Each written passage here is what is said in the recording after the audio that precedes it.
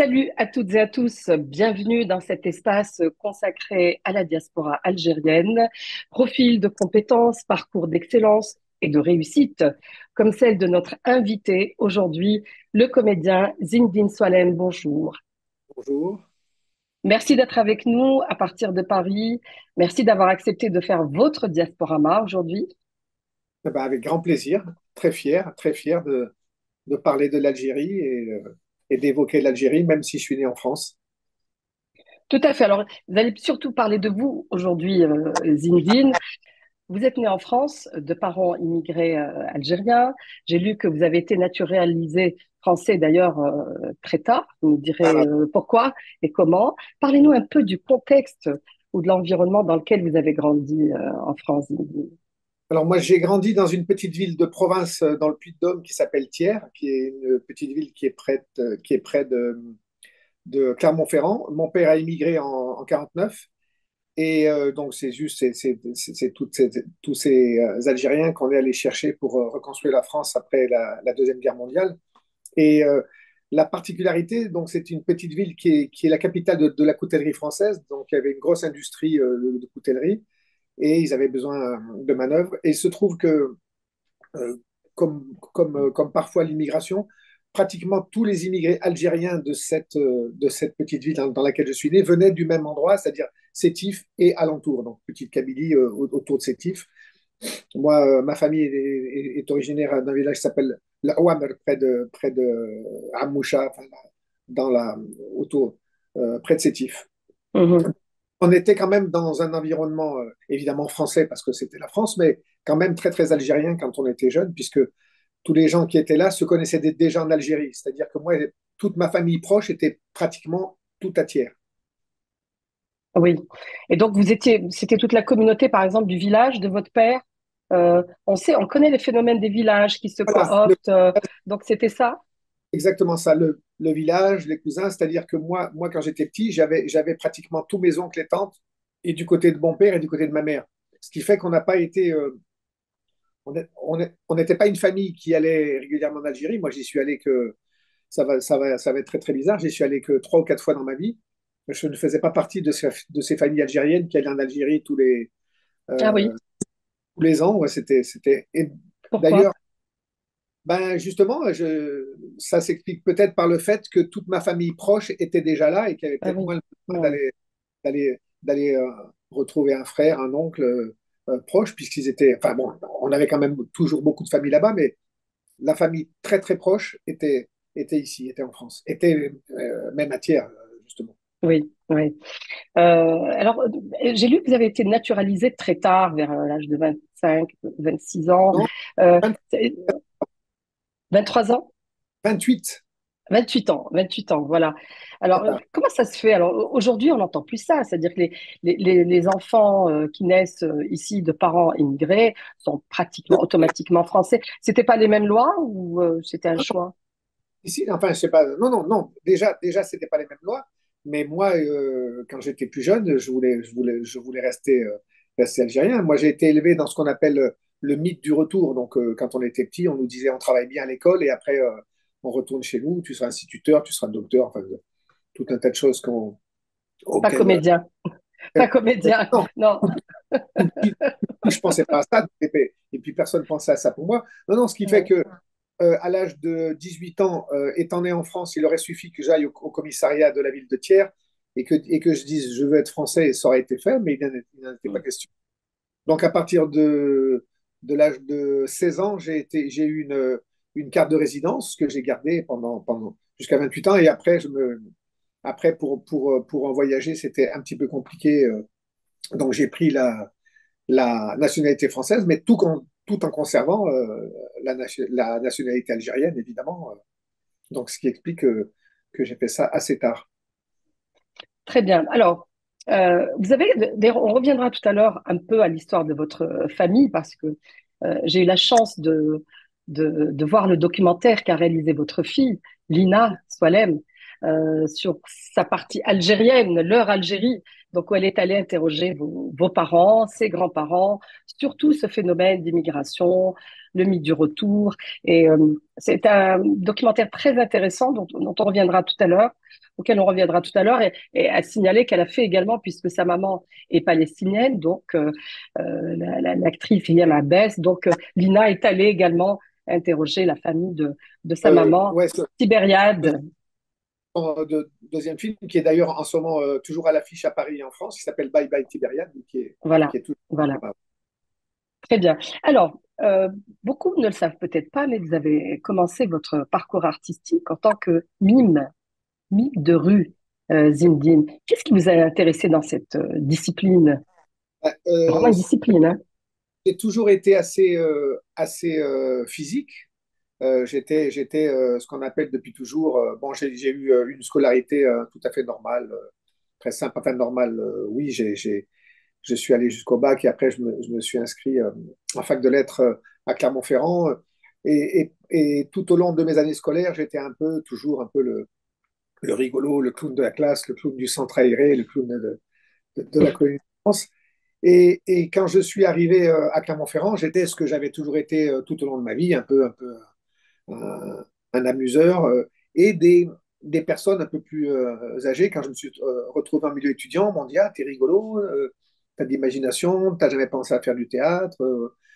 Je n'avais jamais vraiment pensé, mais et il se trouve qu'à l'époque, j'ai vu un spectacle de mime, puisque comme j'étais en milieu étudiant et on sortait beaucoup et on voyait beaucoup de concerts, de spectacles. Et là, tout d'un coup, il y a eu comme une espèce de déclic. Comme j'étais plus physique que bavard quand je plaisantais avec mes amis, je me suis dit peut-être que c'est ça. Et je me suis initié avec un mime qui était à Clermont-Ferrand à ce moment-là, qui était un mime péruvien qui était en voyage. Et c'est comme ça que j'ai commencé. Et pendant plusieurs années, j'ai j'ai joué un spectacle que je jouais dans la rue pendant les festivals. J'allais à Avignon et puis quand je suis venu habiter à Paris, je le jouais à Beaubourg et ça a été un peu mes débuts dans le monde du spectacle.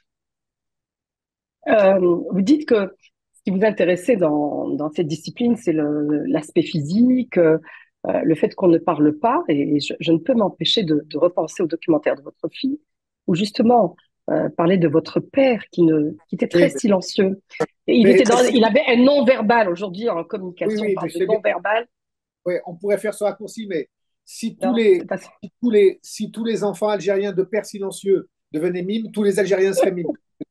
Tous les pères algériens sont plutôt silencieux. Moi, tous ceux que je connais, en plus tous ceux qui ont immigré et qui ont connu l'exil et puis cette souffrance justement du déracinement et de l'exil. Non, après, ah oui, après on peut toujours faire un parallèle. Non, non, c'est parce que c'est une discipline très physique et qui m'intéressait parce qu'elle était très corporelle. Mais Oui, non, c'est pas, je ne pense pas que ça soit dû à ça. d'accord. Alors, passer, j'ai envie de dire, du muet au parlant, hein, d'accord, parce Ah, que après, c'est le théâtre, c'est le oui, cinéma. Alors, parce que la passerelle, la transition, elle s'est faite comment? ben, quand donc moi je suis parti vivre à Paris en 1980 et donc je me suis inscrit dans plusieurs cours de mime. J'ai, j'ai travaillé avec quelques personnages importants parce qu'à cette époque-là, dans les années 80, le mime était extrêmement important. Et très vite, je me suis rendu compte des limites. Je me suis dit, en fait, le mime fait partie de cet art qu'on appelle la comédie.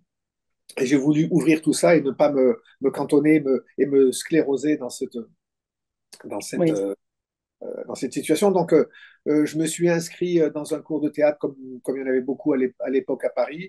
J'y suis resté pendant un an, mais c'était presque plus pour être avec des gens de mon âge qui avaient la même passion que vraiment pour prendre des cours. Et moi, j'ai toujours eu cette chance. J'ai travaillé très très vite et tout le temps.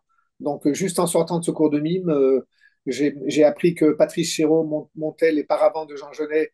Jean Genet avait écrit cette pièce qui avait pour fond la guerre d'Algérie et il cherchait des comédiens d'origine maghrébine, algérienne. D'ailleurs, je me souviens, on était pratiquement tous algériens. Et comme il y en avait très peu à cette époque-là, j'ai envoyé une lettre, on m'a appelé, on m'a donné rendez-vous et je me suis retrouvé sur scène pendant 6 mois et ça a été vraiment le premier gros déclic. J'avais fait des petites choses à droite à gauche avant, mais et à partir de là, j'avais mis un pied dedans et puis après, surtout, il faut surtout y rester quand on Oui, aime. c'est vrai. de pied à Mhm. porte. Il faut essayer de.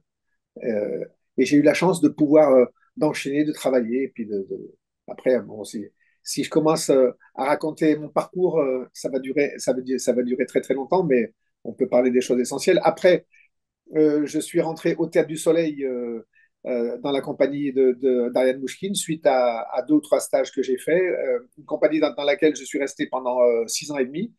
Donc j'y suis resté de 85 à 91.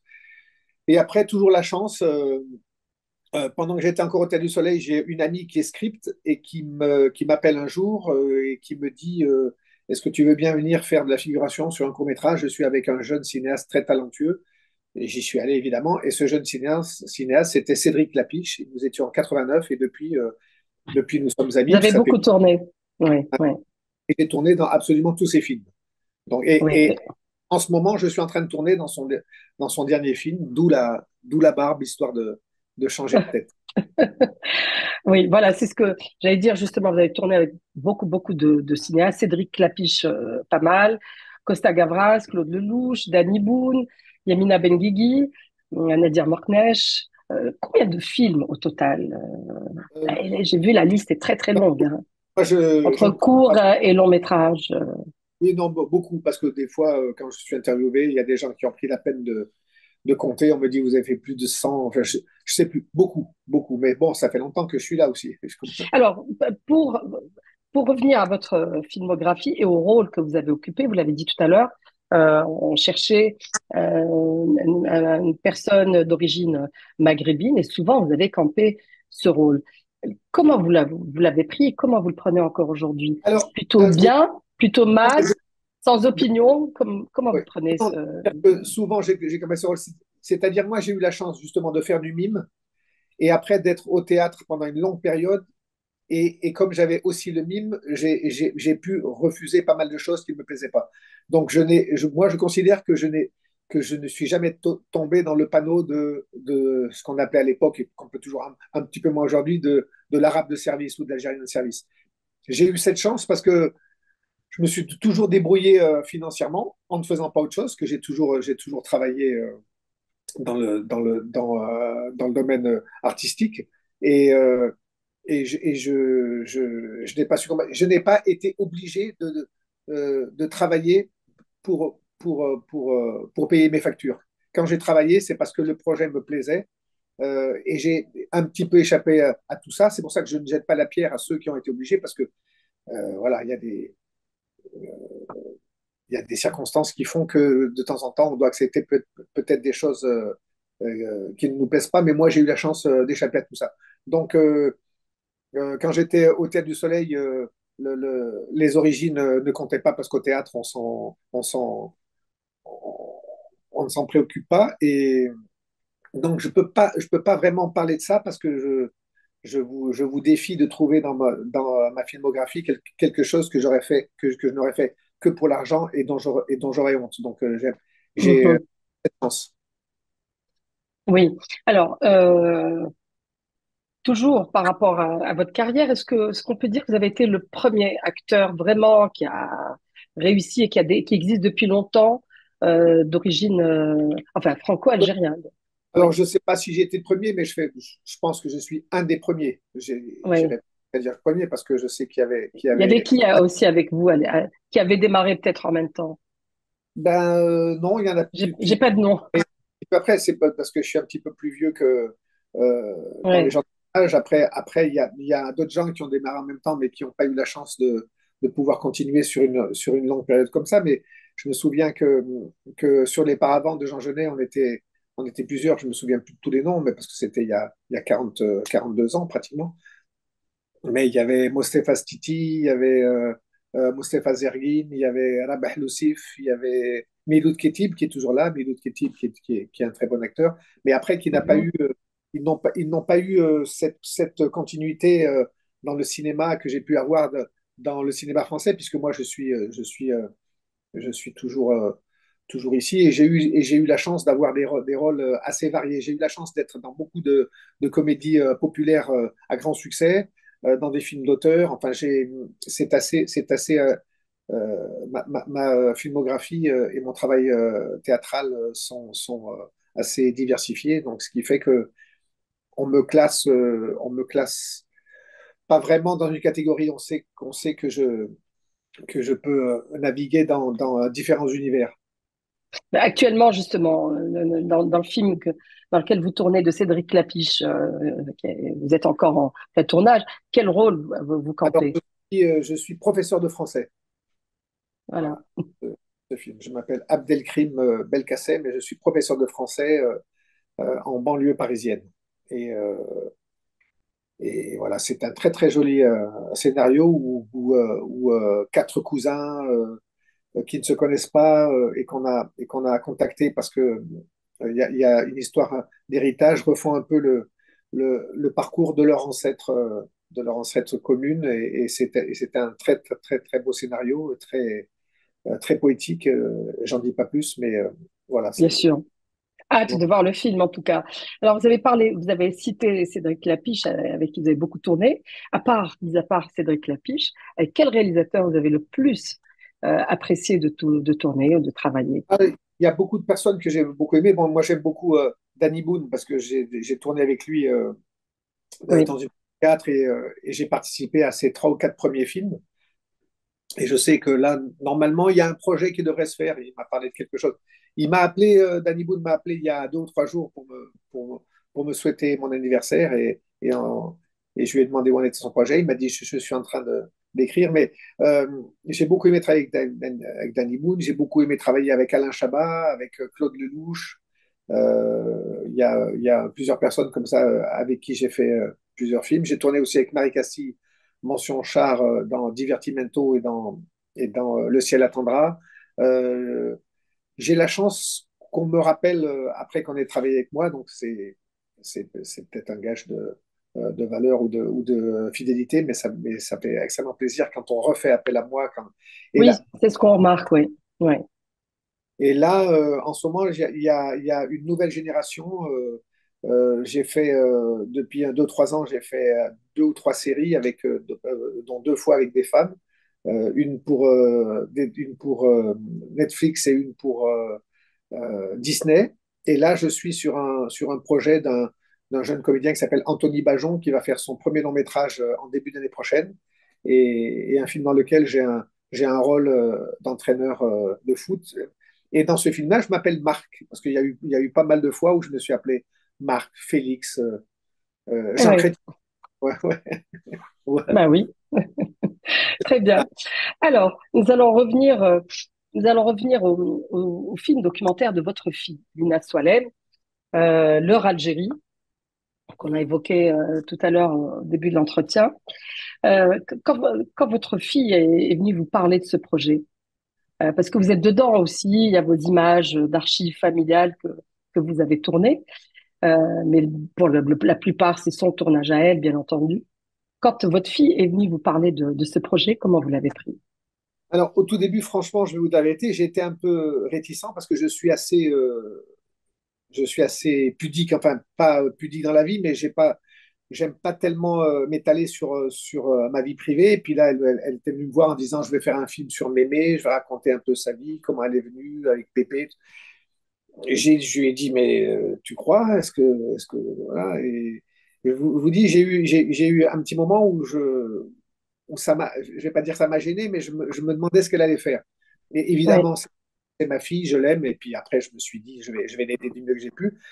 Et quand j'ai compris, et quand j'ai vraiment compris son projet et que j'ai vu qu'elle avait commencé à faire des allers-retours justement entre Paris et Thiers et qu'elle allait interviewer, enfin qu'elle allait avoir qu'elle avait eu quelques entretiens avec mon père, avec ma mère. Elle m'a montré aucune image, mais je savais ce qu'elle faisait.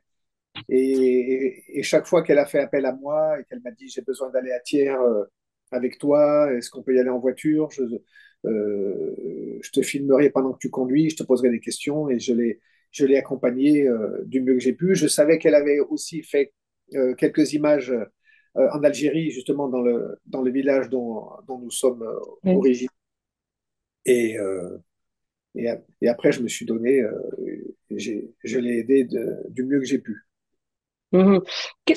À quel point est-ce que ce documentaire a contribué, par exemple, à faire avancer des choses en vous, votre lien avec l'Algérie, par exemple, parce que vos parents racontent vraiment, et surtout votre maman, qui est formidable, qui est très sympathique et qui sait rire de tout, même des choses les plus douloureuses, les plus tristes, Ma mais mère, ouais, qui a un ma mère, tempérament extraordinaire et complètement différent de votre papa, on le disait tout à l'heure, plus silencieux, plus bah, peut-être plus comme, pudique, moins causant, comme vous avez dit, comme beaucoup de pères algériens. En quoi ce film aurait remué quelque chose en vous ou libéré des choses en vous, Zinedine? libérer, je ne sais pas, je pense que ça a plus libéré ma fille que moi. Enfin, moi je sais que ma fille m'a souvent reproché, je ne vais pas dire mon silence, mais voilà, parce que je ne lui racontais pas grand-chose. Vu que mes parents ne m'avaient pas raconté grand-chose, j'avais pas grand-chose à raconter, donc ça, elle me l'a un peu reproché. Donc je sais qu'elle a posé des questions à mes parents, donc à ses grands-parents, que moi, je n'aurais jamais été posé quand elle va demander à ma mère si elle aime mon père. Ça, c'est des choses absolument impensables chez nous. Oui. Et, et malgré moi, j'ai appris des choses. Donc, moi, je pense que c'était très important pour ma fille dans son lien avec son côté algérien, puisqu'elle est moitié algérienne et moitié palestinienne, même avec cette ville de Thiers, qui est une ville de la France profonde, qu'elle connaissait, mais qu'elle a appris à aimer, parce que moi, j'aime beaucoup l'Auvergne, j'aime beaucoup cette ville de Thiers parce que pour moi, c'est synonyme d'enfance heureuse. On était communauté algérienne. Euh, on, on était, à l'époque, on était un peuple colonisé, mais ça se passait correctement. J'ai eu une scolarité tout à fait normale, une enfance heureuse. Et ça je, je ne peux pas le nier. Mais mon lien avec l'Algérie a toujours été là, parce que moi, comme je vous l'ai dit, j'ai été élevé euh, en pensant que c'était une parenthèse et qu'un jour on allait retourner chez nous. Et après, en grandissant, on se rend compte que le chez nous, c'est aussi là où on est né, là où moi je suis, toute ma culture intellectuelle est plus française. Moi, je parle algérien, mais quand je parle algérien, j'ai un accent français assez prononcé. Je peux me débrouiller sur un film quand il n'y a pas des phrases trop longues. Je peux faire illusion, mais voilà quoi. Mais je suis quand même, voilà, moi je dis, je suis profondément algérien tout en étant profondément français aussi. Donc moi Mm. je revendique absolument ces deux cultures, mais euh, l'Algérie est en moi, au plus profond de moi également, évidemment. Oui, bah, et la preuve, c'est qu'on vous a vu à la soirée de lancement du Conseil mondial de la diaspora algérienne. On vous sent, on vous a interviewé, on vous sent sensible au sujet qui touche l'Algérie, à son développement. Est-ce que c'est la première fois que vous manifestez, que vous vous présentez dans un pareil événement qui Oui, concerne la diaspora algérienne, ou est-ce que vous êtes, ou alors vous êtes déjà proche d'associations non, non, algériennes, de choses comme ça? non, Non, non, c'est la première fois. je ne suis pas un militant, pas du tout. Moi, j'ai fait la connaissance de Karim quelques mois auparavant, et quand il m'a appelé pour m'inviter, j'ai pas hésité une seconde, parce que j'ai trouvé que c'était une très belle initiative. Et si, bon, après, moi, je suis venu en tant que personnalité, parce que je pense que c'était plus une rencontre avec des hommes d'affaires, avec des entrepreneurs. Je pense que c'est eux qui ont le plus à faire et pour faire avancer la cause algérienne et la cause algérienne en Algérie. Mais si de par ma notoriété, je peux apporter une petite pierre à l'édifice, je suis tout à fait partant. Mais Justement, dans quel domaine vous vous sentirez, vous sentez que vous pouvez vous impliquer, par exemple? ben, dans la culture, Mhm. dans la culture, ben, parce que je suis toujours un peu triste quand je vais tourner.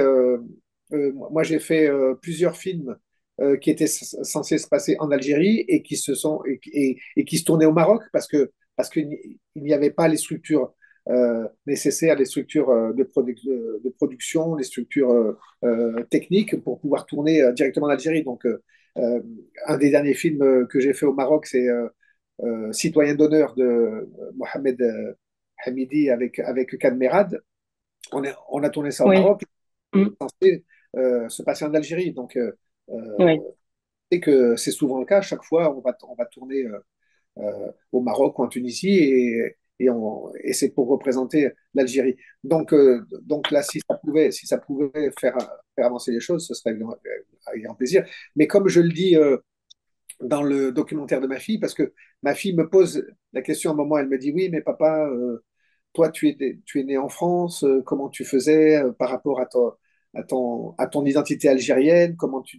Et je lui réponds cette chose qui m'est sortie, qui n'était pas calculée, je lui ai dit, Lina, quand on est algérien, on n'a pas besoin d'aller en Algérie. Voilà, c'est ça. Quand on est algérien, on n'a pas besoin d'aller en Algérie. C'est ancré en nous. Oui. C'est dans notre ADN. C'est dans Exactement. votre ADN, exactement. Alors, nous allons passer à quelque chose un peu plus fun, hein. Oui. J'ai envie de dire, même si bon, l'émission a toujours un caractère très, très convivial. J'espère que vous le constatez également, Zinedine Soilem.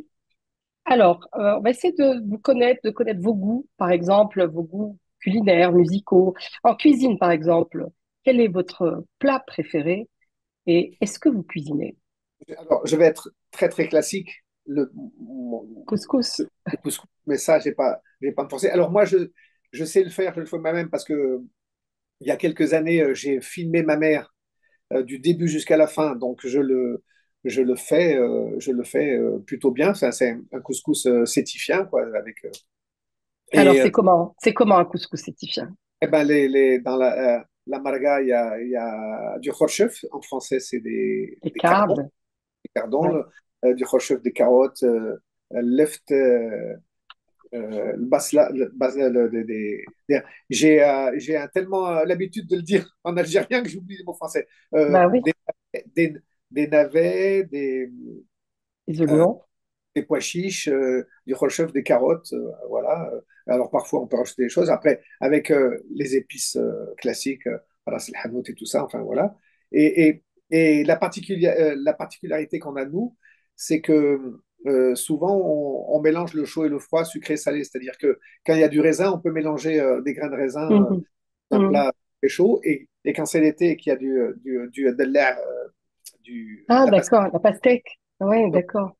on met des petits morceaux, on mélange ça. Et je crois que je le fais plutôt bien parce que un jour, avec ma fille cadette, qui est Mouna Swalem, dont on peut parler aussi, qui est comédienne, un Oui. jour, elle était plus petite, elle vient manger, elle mange, et c'est moi qui ai fait le couscous. Et elle a commencé à manger, elle l'a trouvé très bon, elle l'a trouvé aussi bon que celui de sa grand-mère, et elle cherchait ma mère partout dans l'appartement. Elle croyait que ma mère était venue. Oui. Et, de- et depuis ce temps-là, je me suis mis à faire la cuisine, donc je fais un petit peu tout. L'avantage aujourd'hui, c'est qu'avec Internet, il suffit de trouver une recette, et si on est un peu méticuleux, on se débrouille. Et j'ai commencé à, à y prendre goût. Donc, je cuisine presque tous les jours. Très bien. En musique, alors, qu'est-ce que vous aimez écouter comme musique? Alors, franchement, j'ai pas de musique spéciale. J'ai des goûts plutôt éclectiques et j'aime beaucoup les musiques du monde. Alors, il y a des musiques, on le voit dans le film de ma fille parce que je leur faisais écouter ça quand elles étaient petites. J'ai beaucoup écouté la musique Qawwali du Pakistan. C'est Nusrat Mhm. Fateh Khan, qui est un grand soufi Oui.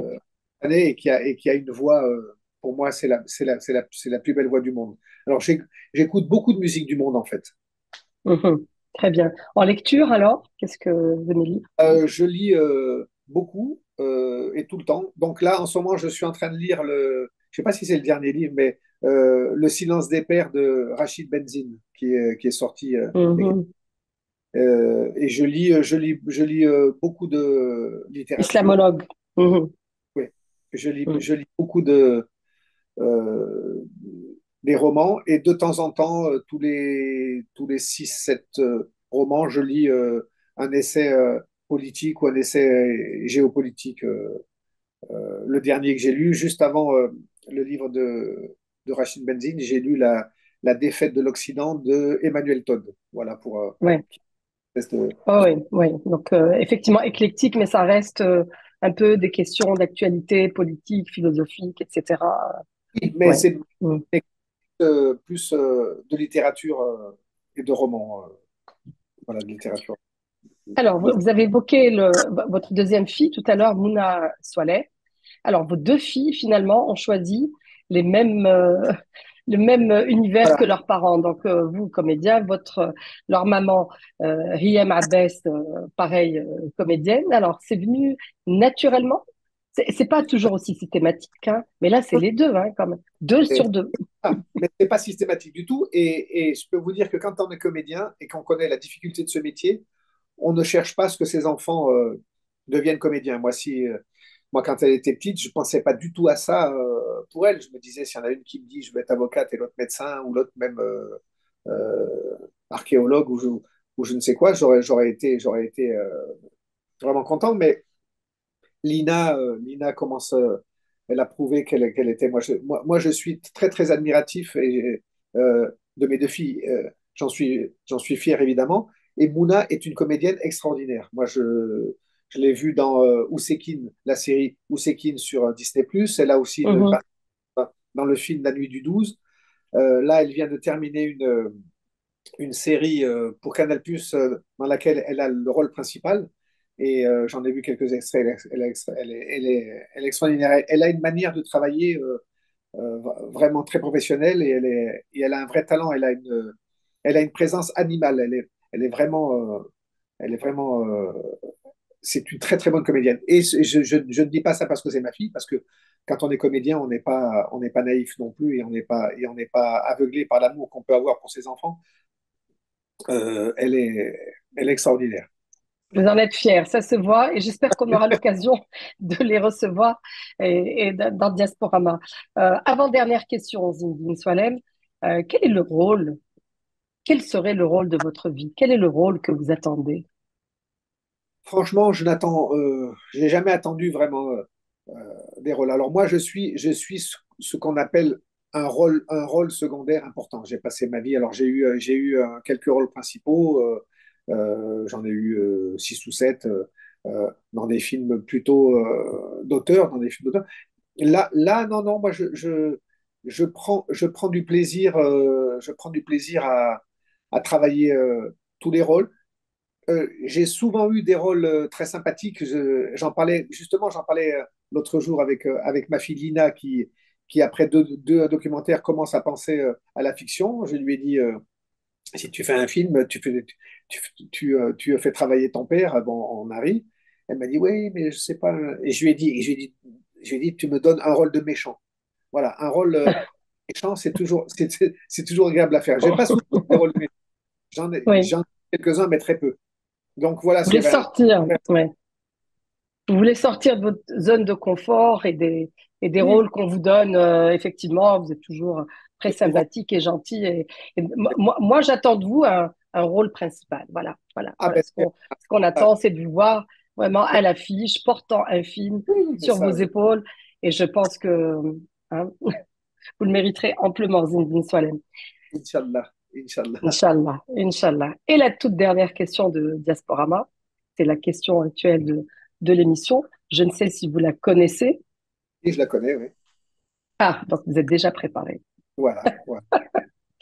Alors, la question est différente selon que notre invité soit né en Algérie et parti, ou Oui, alors né à l'étranger et en lien avec l'Algérie. Vous l'avez dit tout à l'heure au début de l'émission, vous êtes très peu allé en Algérie.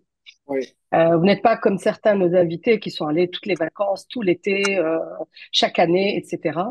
Alors, vous essayez de vous rappeler une des fois où vous êtes allé en Algérie, peut-être petit, jeune, plus grand, et que en repartant en France, vous auriez peut-être emporté avec vous quelque chose qui vous était cher. Alors, non, malheureusement, non, rien, parce que ça va être très vite fait. Je suis allé en Algérie en 62, et ça, c'est grâce au film de ma fille que j'ai appris pourquoi mon père était allé avec moi en 62. Moi, je pensais que mon père avait amené son fils aîné dans son pays nouvellement libéré, mais en fait, non. Je crois qu'en 62, mon père, c'est ma tante qui m'a dit ça après le film de Lina, était allé en Algérie pour voir si on pouvait retourner, voilà, pour voir dans quelle mesure on pouvait y retourner. Ça ne s'est pas fait parce que c'était très compliqué. J'y suis allé en 74 pendant 10 jours, toujours avec mon père. J'y suis allé en 85 avec Cédric Lapiche pour présenter un film. Et la dernière fois que j'y suis allé, c'était avec ma mère et mes deux filles pour présenter leur Algérie. Donc, et je n'ai rien ramené, mais ma fille aînée, donc Lina, est allée tourner dans le village. La deuxième fois, elle a tourné dans le village, mais la deuxième fois, elle y est retournée pour présenter le film à Sétif. Et, et c'était juste, mon père est mort en 2020, donc il n'a pas vu le film. En 2021, donc Lina a fait une tournée en Algérie. Je lui ai demandé d'aller au village, de prendre un sac et de prendre de la terre du village.